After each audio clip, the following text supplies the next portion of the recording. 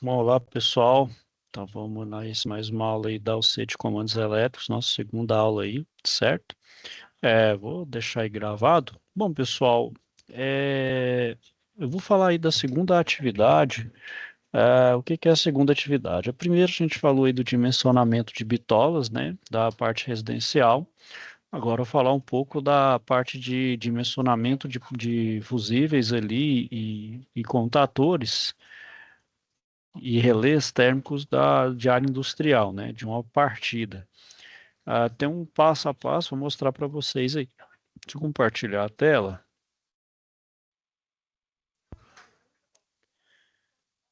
Bom, então, dimensionar então o fusível, relé térmico e o contator para os seguintes dados de motor utilizando os componentes da VEG. Consulte esse link, eu vou passar aí para vocês para obter os dados dos motores elétricos e consultar o arquivo, resumo, catálogos fusíveis, contatores, relés motores na biblioteca para auxiliar na seleção dos equipamentos. Então vamos abrir esse link aqui. Então o que que eu vou fazer? Ó, copiar. Eu vou vir aqui, ó. Vem aqui, abro. Tá aqui, certo? Seleção de motores elétricos. O outro tá lá na biblioteca. Então a gente vem aqui, ó, na parte de biblioteca, ó, material complementar. A gente abre esse PDF aqui, ó. Aqui, ó, resumo, catálogos, fusíveis, contatores, relés, motores, ó, certo? Eu vou...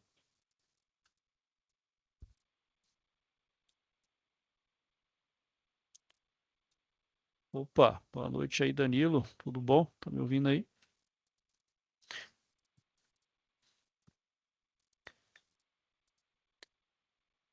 Olá, tá me ouvindo aí, Danilo? Esse meu áudio tá... Tô ouvindo, professor. Beleza. Bom, eu achei que ninguém ia entrar, eu já estava gravando. Então, o que que eu estava falando sobre a segunda atividade, certo? A segunda atividade, então na primeira eu falei da parte de dimensionamento de bitolas de fio da parte residencial, né? Aqui eu vou explorar da parte de motores, né, na parte industrial, principalmente partida direto. Então aqui, ó, o que que a gente vai fazer? A gente vai dimensionar então o fusível, o relé térmico e o contator para os seguintes dados de motores, utilizando os componentes da VEG, né?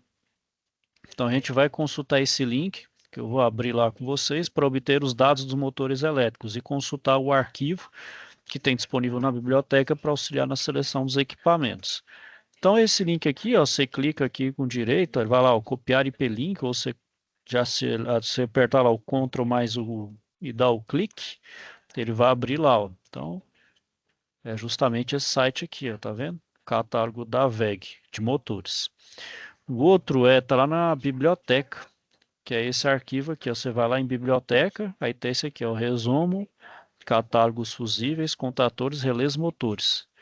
É um PDF, é esse daqui, certo? Aí a gente vai fazer agora o passo a passo. Aqui tem um exemplo, vamos fazer esse aqui para a gente entender como é que faz as outras questões aí.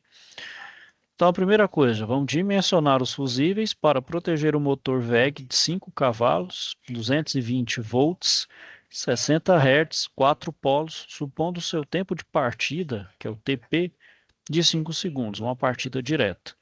E onde a gente vai tirar esses dados? Olha lá, do catálogo de motores VEG. Então a gente vai vir aqui no. Então a gente vem lá, qual que é o dado? O motor é de 5 CVs, então a gente vem aqui, ó. Vamos apagar aqui só para ver se a gente consegue pagar. Então vamos pegar aqui, ó, frequência 60, tensão aqui, ó. Posso pegar esses dois aqui, vou pegar esse aqui, ó, 220. Polaridade, eu tenho lá 4 polos. E a potência? Potência é de 5 CVs. E aqui tanto faz, ó, tá vendo? Ele me deu 3 motores, posso pegar qualquer um deles ali. Aí aqui, ó, vou pegar esse de cima, ó, aí, ó, só se eu dar o maisinho, ele dá o, tá vendo os dados do motor, ó. Aí dá lá a carcaça, potência, a relação corrente partida sobre a corrente nominal, certo? Então ali, ó, o que que eu faço, ó? Então ele fala, ó, IP sobre N, ó, a relação da corrente partida sobre a corrente nominal é de 8,2. Então ele pegou um outro motor ali, que ao invés de ser 7,5 é 8,2. Vamos ver qual que ele pegou aqui. Todos eles é 7,5. Então ele pegou um outro tipo de motor aí. De qualquer forma, você vai pegar esse dado, que é a relação. Então a corrente de partida sobre a corrente nominal 8,2. Aí ele lá nos dados também, ele mostra qual que é a corrente nominal. A corrente nominal está aqui, ó. Olha lá, a corrente nominal. Está dando dois valores aqui. Esses dois valores, um é para uma tensão e outro valor de outra tensão.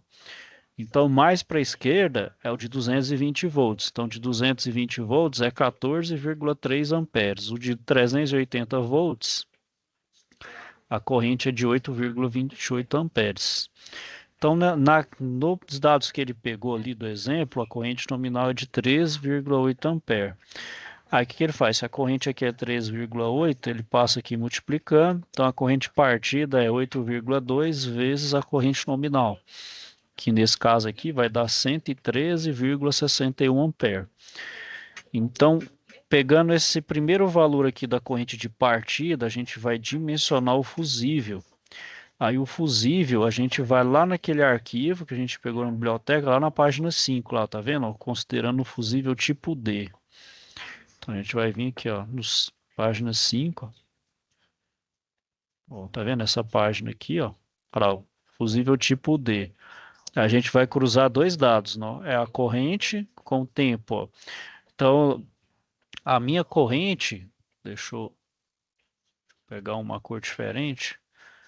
A, a minha corrente de partida, essa aqui é a escala logaritmo, certo, pessoal? Tá vendo? Então, é uma escala meio diferente, você conta de 10 em 10. Ó. Então, aqui é o 10, 20, 30, 40, 50, 60, 70, 80, 90, 100. A corrente de partida, a corrente partida não foi 113, vou colocar então aqui ó, bem próximo. Ó. Vou colocar bem próximo. Vai ficar um pouquinho torto, mas não tem problema. Então aqui eu vou colocar ele bem aqui. E o tempo de partida, que é o tempo de fusão virtual, de 5 segundos. Ó. Então aqui, ó, 1, 2, 3, 4, 5. Eu vou pegar essa traça aqui. Então vai cruzar as duas linhas. Ó.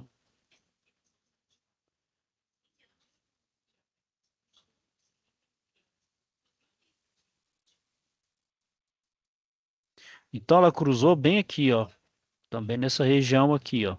Essa região, ó, tá vendo que ele está pegando o fusível de 25 e o de 35 amperes. Eu vou pegar esse bem acima aqui, ó. Então, logo, ele vai adotar ó, o de 35 amperes, ó.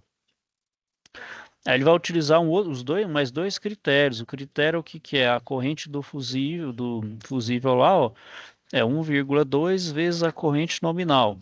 Então, 16,56. Isso aqui é para fazer o ajuste do relé térmico. Você vai ver isso daí. E o terceiro só um minutinho aí.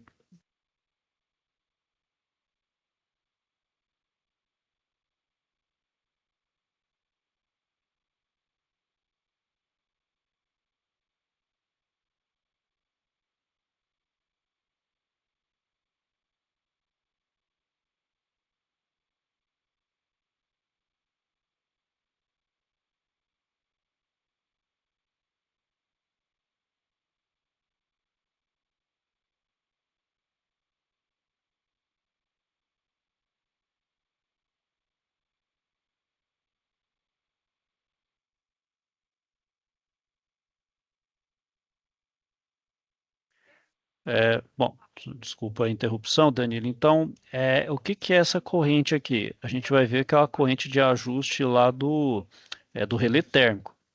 Então, por exemplo, considerando a corrente difusível de 35 amperes, né, que é o dimensionamento do fusível, o contator, então aqui a gente vai pegar o CWM40.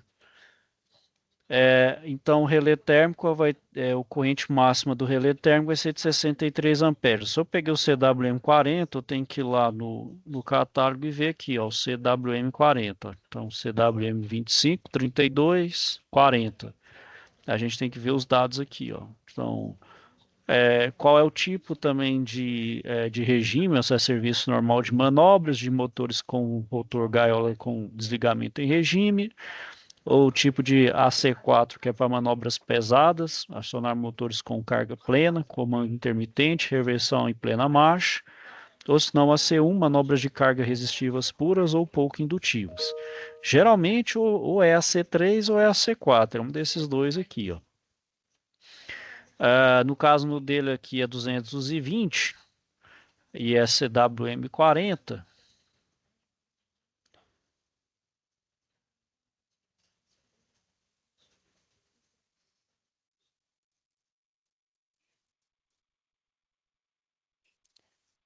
Então, pegando aqui, ó, ele achou 63, ó, tá vendo? Ó, esse valor aqui, ó. Deixa eu só ver qual que é a linha aqui, ó. 1, 2, 3, 4, 5, 6, de baixo para cima, né?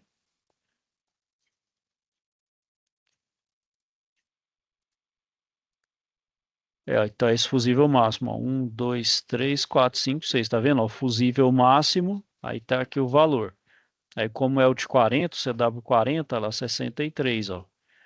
Igual ele colocou aqui, certo? 63.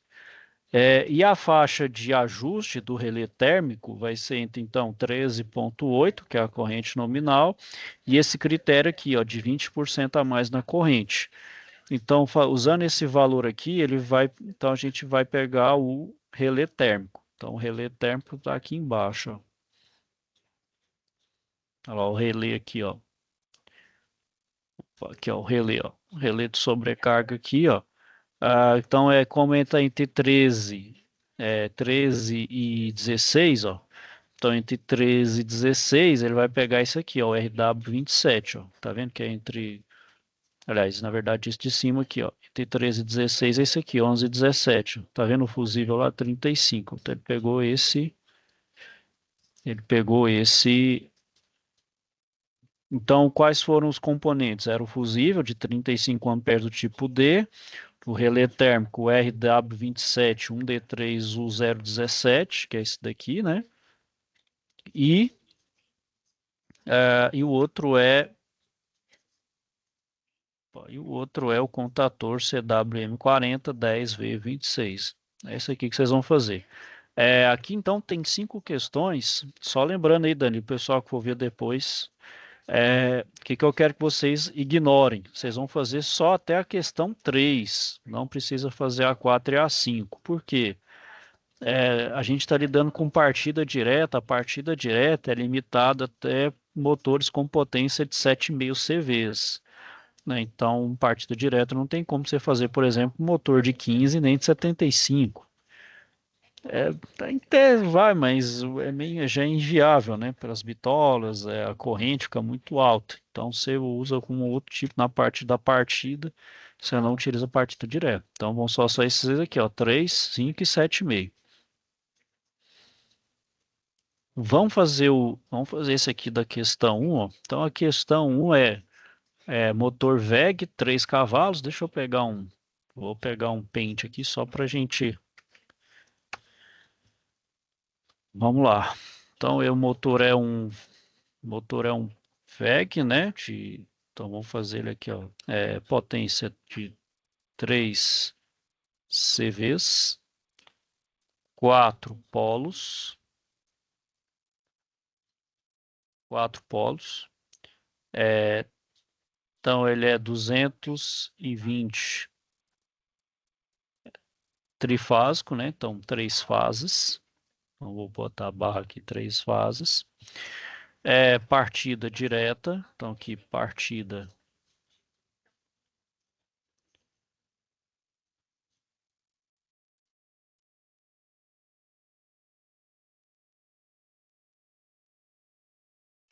direta, certo? O regime, olha lá, tá vendo? O regime vai ser o AC4. E o tempo de partida de 5 segundos.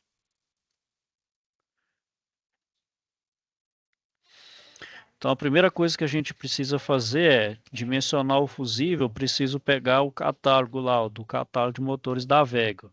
Então, lá do catálogo, né, do catálogo VEG, então do catálogo VEG, Então, do catálogo é VEG, né? Então, lá do catálogo da VEG, lá do site, eu vou pegar um motor com essas características aqui, ó. Então, vamos lá, ó. Então, vou continuar aqui, 4 polos, né? Então, tem aqui 4 polos, beleza. Agora, minha potência não vai ser de 5, vai ser de 3. Vou tirar de 5, vou deixar só de 3. E aqui eu não vou mexer mais em nada. Então, 3 HPs, ó. Então, tenho 3 motores. Vou pegar esse primeiro motor aqui, ó. Esse primeiro motor, olha lá, ele vai ter corrente, relação corrente partida sobre corrente nominal de 8,6, ó. Então, IP sobre N, que é a corrente nominal, ela é igual a 8,6. É,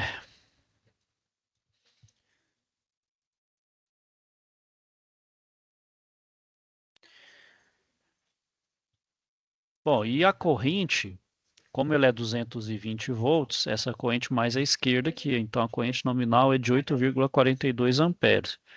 Então, IN, corrente nominal, é de 8,42 ampere.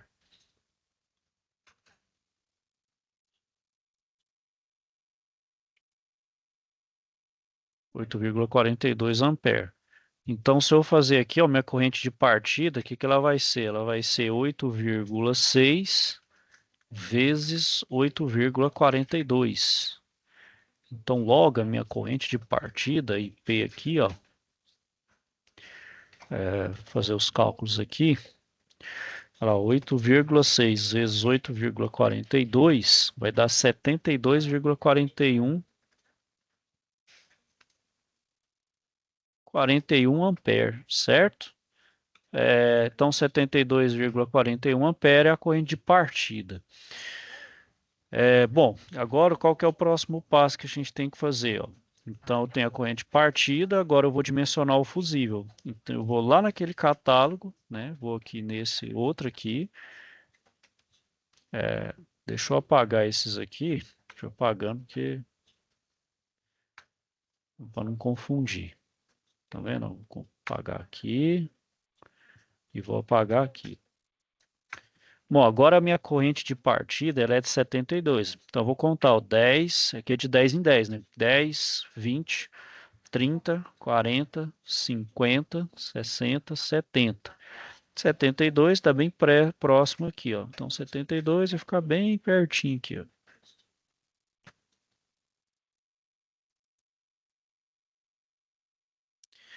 Então, aqui é 72. O TP, né, que é o tempo de partida, 5 segundos. Então, tá aqui, ó. 1, 2, 3, 4, 5. Ó. Então, 5 está exatamente em cima desse ponto aqui, ó.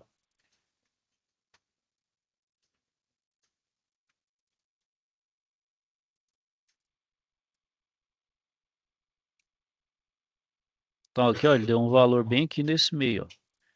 Bom, nessa região ele está entre o fusível ali de 20 e o de 25. Eu vou utilizar o de 25.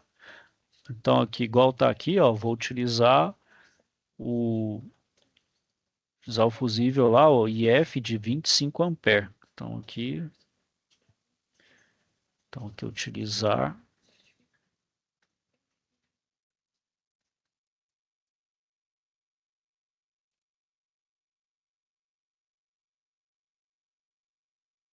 o IF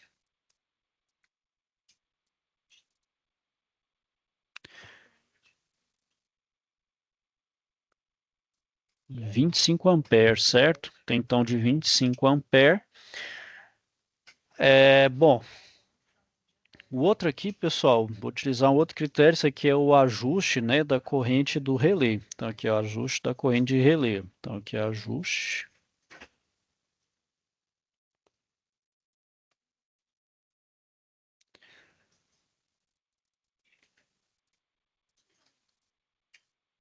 Então ajuste corrente relé térmico. Ou relé de sobrecarga, né? Vou colocar o térmico aqui.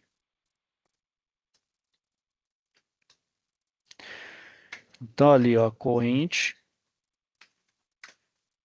tem que ser maior ou igual a 1,2 vezes a corrente nominal.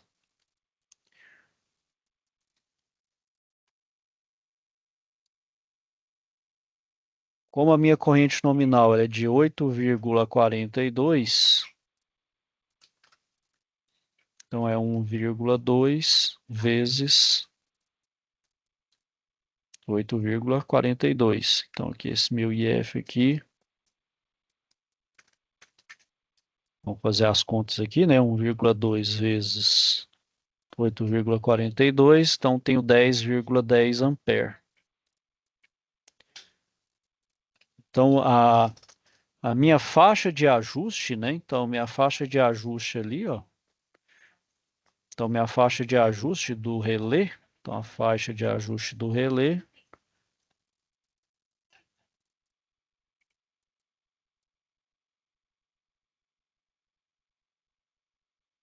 então a faixa de ajuste do relé, essa faixa de ajuste, né, justamente de corrente. Então então ela vai ser da corrente nominal, que é 8,42, e a corrente aquela de 20% e 10 entre 8,42 e 10,10 ampere. Oh, meu Deus.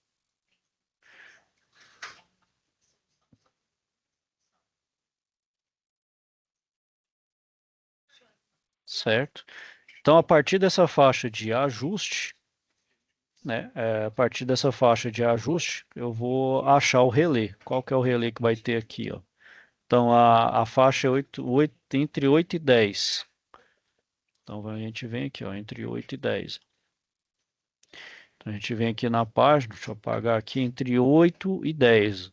A gente pode pegar esse, ó, o RW27, um D3, D125, ó, que é esse fusível de 25, ó, tá vendo? Então, eu posso usar o relé, ó, aí utilizar o relé.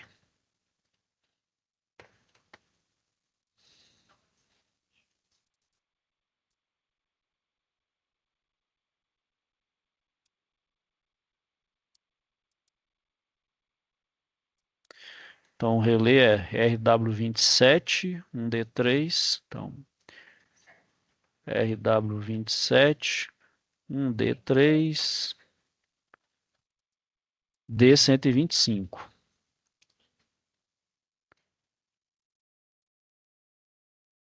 Então, beleza. O do fusível é esse de 25. E agora eu vou lá para o contator. O contator,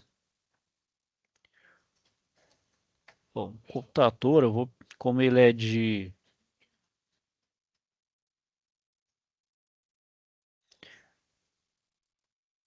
meu fusível é de 25, né? Eu peguei o fusível então como eu peguei o de 25, eu posso pegar esse aqui, ó. Tá vendo que o fusível é de 25? Eu posso pegar o CWM12, ó. Tá vendo? O fusível aqui, ó, de 25. E como é a C4, esse daqui, ó. Então é a C4.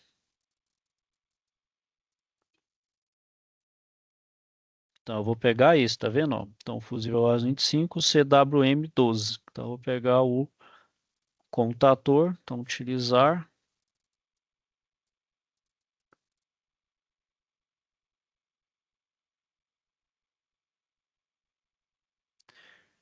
Opa,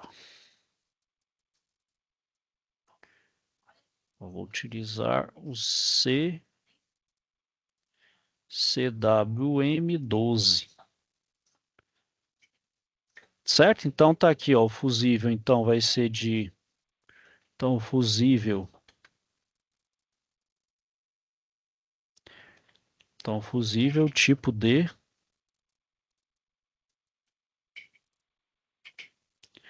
25 ampere, CMW12 de contator, né? Então CWM é o contator aqui, né? Só lembrando, contator.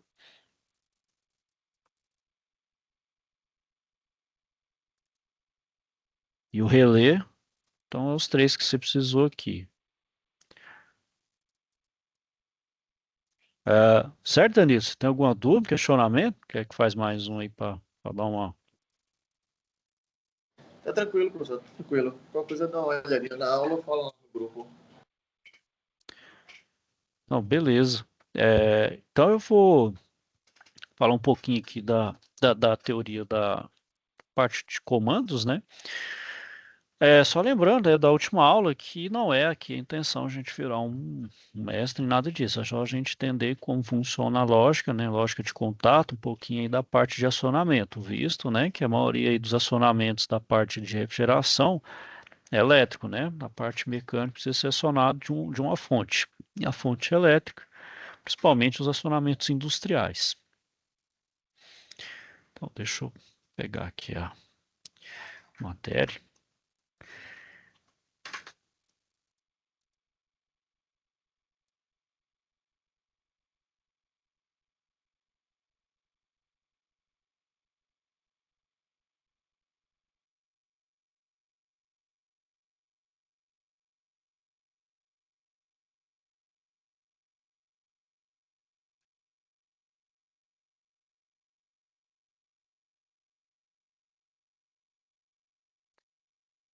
Bom,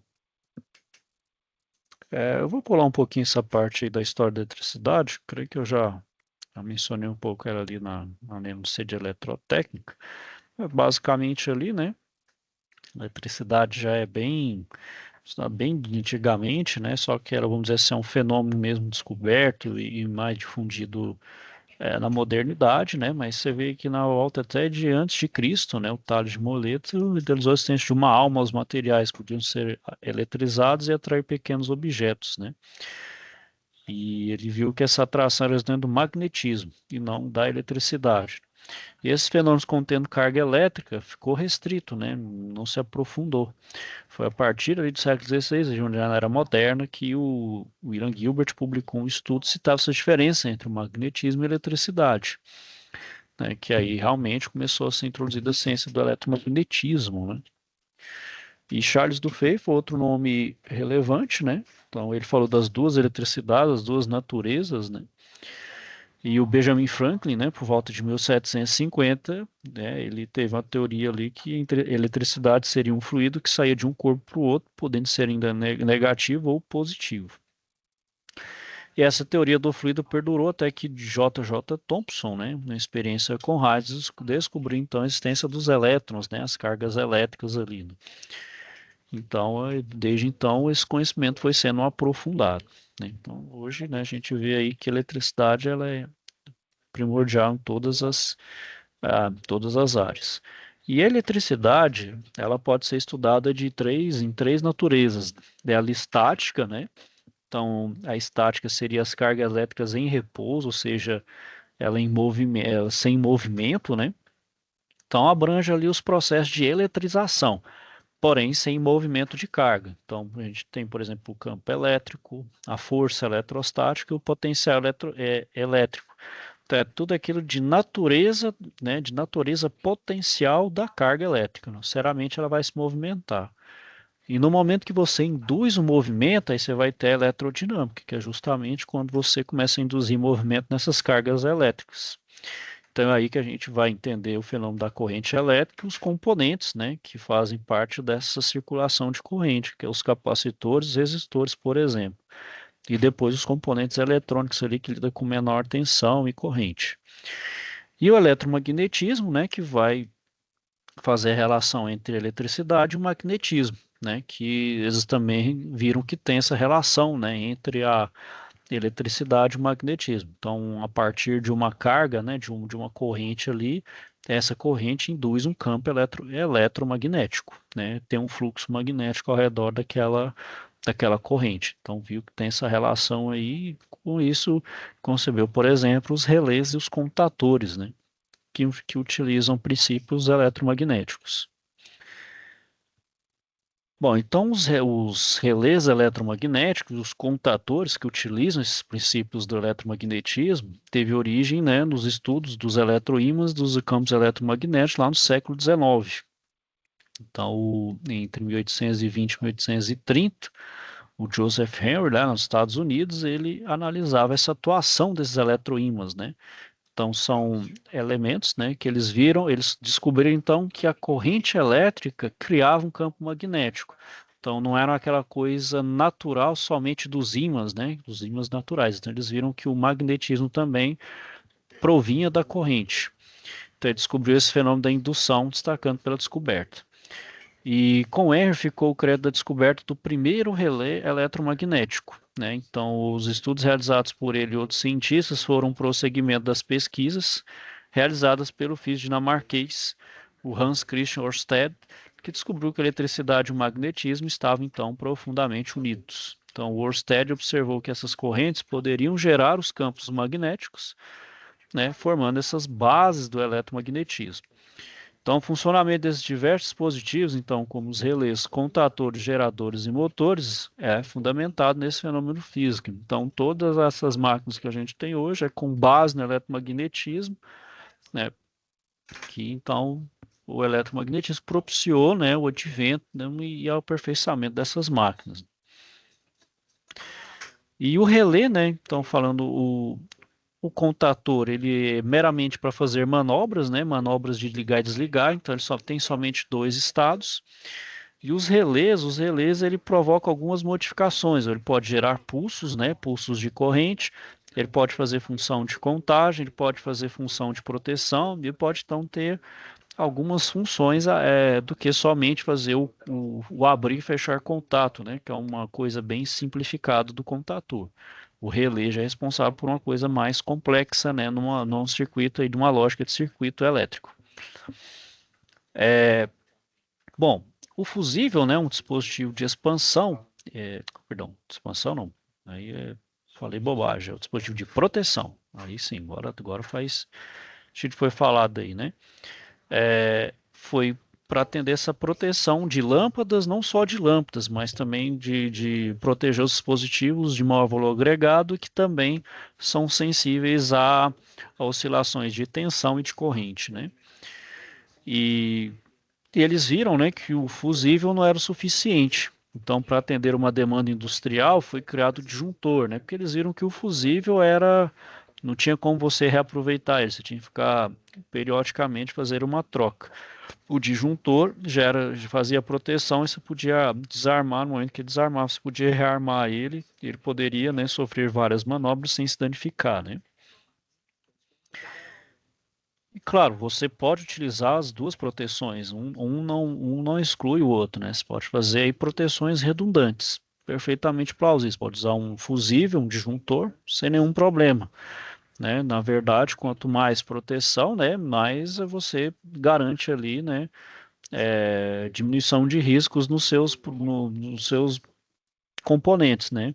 Hoje, então, quando a gente utiliza em grande profusão os inversores de frequência, que é na casa ali das dezenas e até das centenas de milhares de reais, né?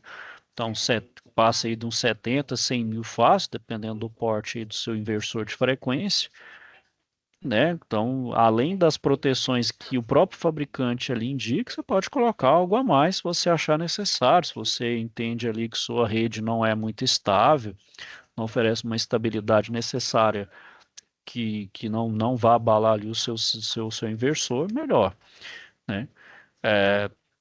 Bom, então os disjuntores, os fusíveis, embora simples, ele tem uma relativa complexidade e ele é utilizado para proteção, né? O fusível foi inventado pelo Thomas Edison e o Joseph Swan que aperfeiçoou, né, esse componente. E os disjuntores, né, é a diferenciação dele para os fusíveis, que os fusíveis são descartáveis, você não reaproveita. Se ele estourou ali, né, se ele rompeu, não tem como reaproveitar, você tem que fazer a troca. Já o disjuntor não, você consegue fazer a rearmação dele depois dele ser desarmado, né? E Thomas Edison, né, em 1879, ali, ele patenteou então uma forma aproximada de disjuntor. Então, contudo, seus elementos utilizavam fusíveis, né? Então, ele usava elementos fusíveis ainda. Então, a função dele naquela época era proteger os condutores da iluminação, né? Então, era proteger principalmente as lâmpadas, né, contra sobrecargas e eventuais curtos-circuitos. que até então era muito, por ser um evento recente, o controle das sobrecorrentes e sobretensões era muito difícil, né? Então era muito, oscilava bastante. Então era necessário fazer a proteção dessas lâmpadas, né? Dessa iluminação. E o surgimento então dos disjuntores, né, foi a partir ali dos Estados Unidos, né, em escala industrial, que ocorreu entre o final do século XIX e o do XX, né. Então tem aí, ó, os fusíveis, tem o torto-circuito, ó, uma chave e os fusíveis aí, né, de menor porte. A gente utiliza até, por exemplo, em veículos, né.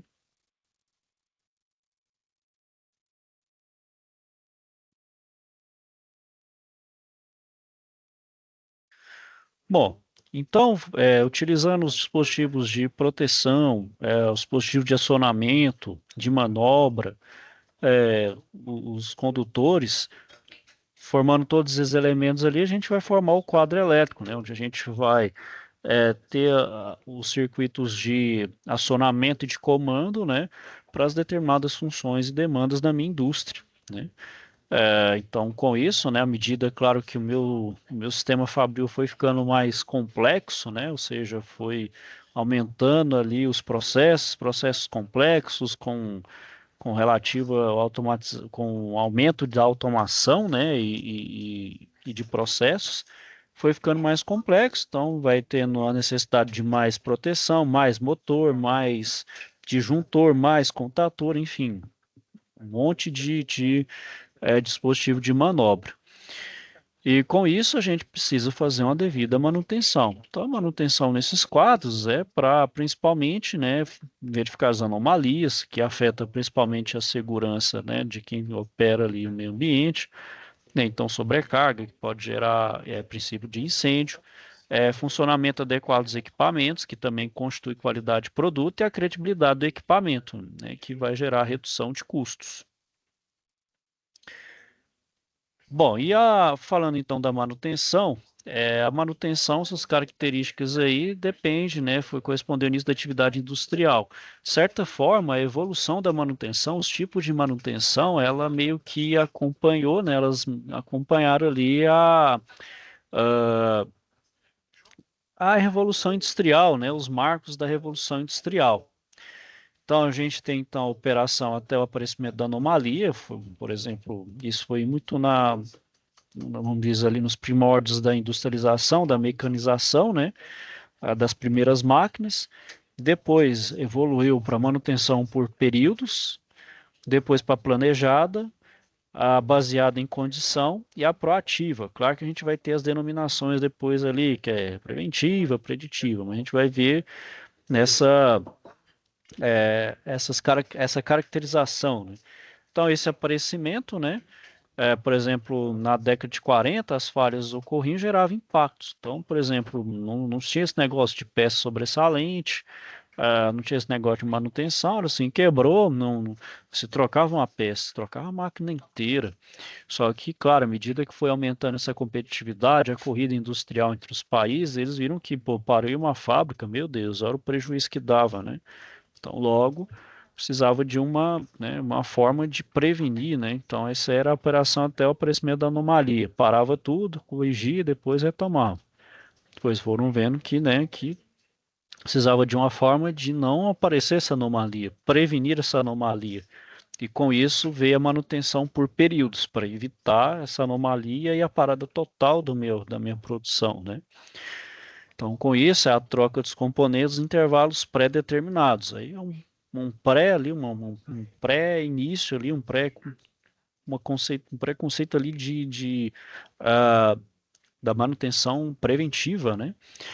Então, isso já foi ali na década de 50, já foi uma resposta rápida ali que já estava acontecendo na década de 40. Então, já ali pós-Segunda Guerra, né? Então, a manutenção planejada, né? Foi justamente ali essa evolução, já virou ali a manutenção preventiva, para o quê? Evitar as falhas nos equipamentos. Então, né, então já nessa época eu já estava, né, a corrida ali, né, até pela questão ali de compensação à guerra, né, a guerra devastou devastou a economia dos países, né, Então, vários países envolvidos ali precisavam se reerguer, então Japão, Europa, né, principalmente, né, Estados Unidos também já, mesmo não sendo, né, não participando ali da guerra, mas não no seu território, mas ele estava, vamos dizer assim, no seu ápice, né, na produção industrial, então a competitividade ali era muito, então a gente precisava planejar as atividades de forma a evitar falhas, né, evitar paradas e, por consequência, eu não ter prejuízo na minha produção. E, ao mesmo tempo, como a tecnologia também avançando rapidamente, a complexidade dos equipamentos, o nível de automação estava de forma bem vertical, né, aumentando bastante. Então, essa oferta de mão de obra se torna reduzida, a busca por produtos aumenta, então tinha as demandas. Então, como eu falei, era aquela busca ali pelas compensações da Segunda Guerra que precisava recuperar o tempo perdido. E a evolução dessa manutenção é baseada em condição, né? Então, a gente, na década de 80, que ali já tinha a tecnologia da informação, eletrônica, né? O início ali da tecnologia da informação já tinha eletrônica, já podia fazer uma inspeção nas condições de operação dos equipamentos, então, como uma forma de detectar, né? De fazer uma detecção ali, uma predição de alguma falha no sistema. Então, por isso que a gente chama de manutenção preditiva. Então, através desse monitoramento e do correta leitura ali do sinal, a gente consegue prever, né, uma provável anomalia, uma catástrofe daquele equipamento, né, para poder tomar a melhor decisão, né? Proporcionando então ações pontuais para que não ocorra essas falhas no sistema. Então, essa manutenção aí, ela, né, afeta as trocas necessárias de componentes. Então, de certa forma, você evoluiu a preventiva, porque a preventiva, de certa forma, você trocava a peça, mesmo se a peça ali não apresentasse nenhum tipo de falha, mas você fazia isso para prevenir, né, para não ter ali uma anomalia em algum momento. Então, a preditiva, ela meio que prolonga o prazo dessa preventiva de certa forma. Você consegue prolongar a vida útil desse equipamento, dessa peça, fazendo esse monitoramento correto. Então você fala, não, daqui a 2 horas ele sobe. Não, beleza, então a gente faz a intervenção, para ali e troca. Se você tem essa predição, consegue então, ó, otimizei o tanto quanto pude essa peça. Essa peça aqui, então, ela foi utilizada no máximo, né, de seu desempenho, e agora, vamos dizer assim, está em decréscimo de produtividade, ela está prestes a falhar, né? Bom, e a manutenção proativa, né? Então, esse tipo de manutenção é fundamentado no monitoramento das condições de operação do equipamento, né? Então, ela é uma evolução para preditiva, né? Hoje a gente fala que é a manutenção produtiva total, né? Que é a TPM, né? Em que todas as áreas agora são integradas, não apenas a manutenção ali atuando de forma isolada. Então, o próprio operador da máquina, ele atua como uma espécie de dono dela, ele consegue otimizar a máquina, consegue fazer pequenos ajustes, pequenas intervenções, né? E ao mesmo tempo, então, ele auxilia o pessoal da manutenção, que também conversa com o pessoal da administrativo, de almoxarifado, estoque, né, onde tem uma manutenção voltada para a produção. Isso aí foi introduzido pelo pessoal da Toyota, né? Então, a Toyota colocou esses conceitos de manutenção produtiva total, né? E também, já voltando extrapolar até a mera, né, intervenção de manutenção. Também há aspectos que vão até a segurança segurança do trabalhador e também ao meio ambiente, né, como fatores confiáveis de sucesso. Bom, ok.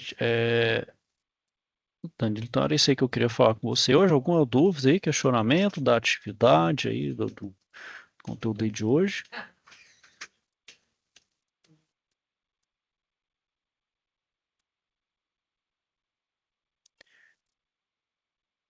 Bom, Danilo, então é isso aí. Eu vou finalizando a aula aqui por hoje, certo? Se tiver então alguma dúvida e algum questionamento, vou finalizando. É só me procurar ali, né? Mas pode mencionar no WhatsApp.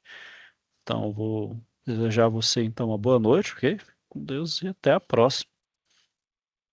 Tá certo, você. Obrigado por você também, viu? Tchau, Boa tchau, noite. Ivo. Boa noite.